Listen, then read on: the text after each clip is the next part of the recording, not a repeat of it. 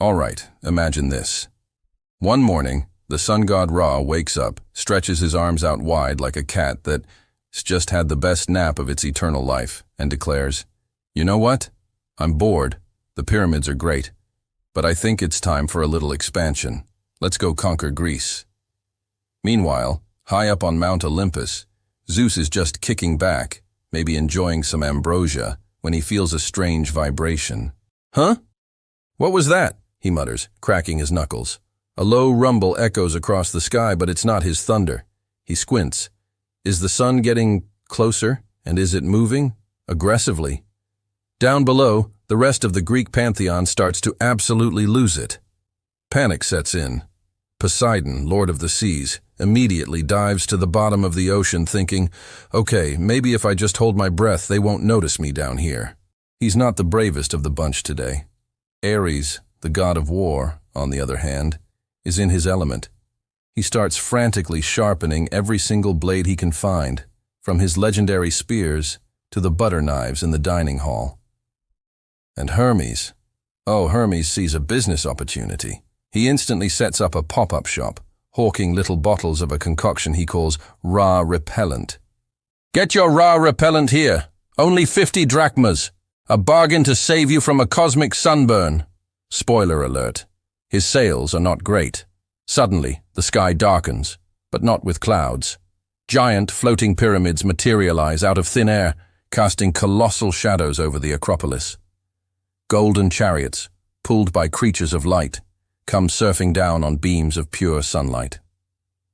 The Egyptian pantheon has arrived, and they're not here for a friendly visit. They land on Olympus with the swagger of rock stars headlining a festival. The matchups are legendary. It's Anubis, the solemn lord of the Egyptian underworld, facing off against Hades, the broody king of the Greek underworld. It's the ultimate goth showdown, a battle of who can be the most menacingly quiet. Then you've got Isis, the powerful queen of Egypt, staring down Hera, the formidable queen of Olympus. This isn't just a fight, it's a queen-off for the ages, a masterclass in divine side-eye. And over in the corner, Bastet, the cat goddess, is sizing up Artemis, the goddess of the hunt. It's a literal cat fight, complete with claws, hissing, and an incredible amount of agility. Even Zeus, the king of the gods himself, is peeking out from behind a particularly fluffy cloud, thinking, why did I ever let the humans come up with all these different mythologies? This is an administrative nightmare. Just as things are about to escalate into total chaos, Athena, the goddess of wisdom and strategy, steps forward. She holds up her hands, attempting to broker some kind of peace. "Okay, everyone, let's just take a deep breath," she begins. "Perhaps we can find a diplomatic solution." She's cut off. Thoth, the Egyptian god of knowledge with his iconic ibis head, steps up beside her and unfurls a massive magical papyrus scroll. It's essentially a divine PowerPoint presentation, titled, "A Comprehensive Review, Why Egypt Invented Everything." He starts tapping through the slides with his staff. Slide 1, Mathematics. We gave you geometry. Check. Tap. Slide 2, Medicine. Ever heard of surgery? That was us. Check. Tap. Slide 3, Style Points.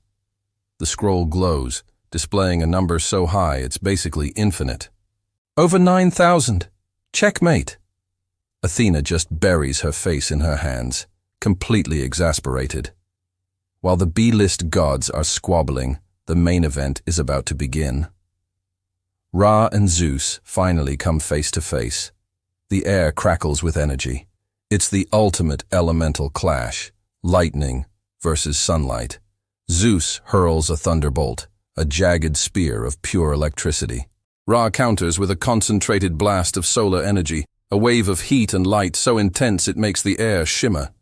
They clash in mid-air, and the resulting explosion is catastrophic. A solar flare erupts across the sky, setting the very atmosphere on fire.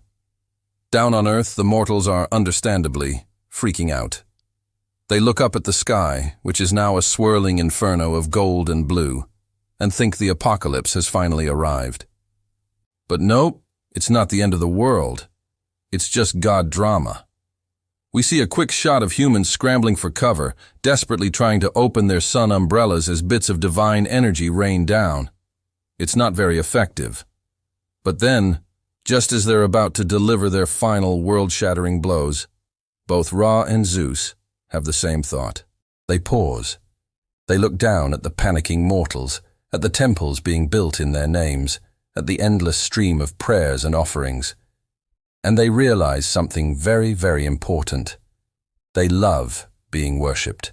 They thrive on it. All this fighting is just bad for business. So, in a shocking plot twist, they decide not to destroy each other. Instead, they form an alliance, a merger. They create a new, all-powerful deity. Meet Zura, the god of thunder and sunburns. He is absolutely terrifying, and also incredibly punctual about his prayer schedule. For the poor humans, this means their religious duties have just doubled. They now have to pray twice as much, once in the morning to avoid getting zapped by Zeus's stray lightning bolts, and once in the evening to avoid getting fried by Ra's lingering solar rays. And what happens if they miss a prayer? They're punished with an instant, mild sunburn. Nothing lethal, just perpetually uncomfortable. Suddenly, worship has become a form of cardio. The world adapts to this new divine order. Hermes, ever the entrepreneur, scraps his failed Ra repellent and invents the world's first sunscreen app, which sends push notifications 5 minutes before a potential divine smiting. Athena, ever the pragmatist, writes the definitive God Etiquette Guide with chapters on how to properly address a joint thunder-sun deity. And Bastet? She's seen casually lounging on Ra's throne, having stolen his divine sunglasses. They just look better on her. We end with a montage. Greek temples are still standing, but they're burning just a little bit around the edges. Pyramids are now permanently floating over Athens, like cosmic lawn ornaments. We see crowds of humans doing synchronized prayer aerobics. And through it all, cats are everywhere, judging mortals with an air of smug superiority. In the end, Greece has become a solar-powered Olympus. We see Zeus and Ra chilling on a shared throne, the picture of divine bromance. Ra is sipping on a cup of hot sunlight tea, while Zeus is busy scrolling through mortal Twitter, probably arguing with someone in the comments. So yeah, if the Egyptian gods ever decided to invade Greece, the world wouldn't end. It would just become double-booked for worship, slightly singed around the edges, and honestly, way more fashionable than ever before. Thanks for watching.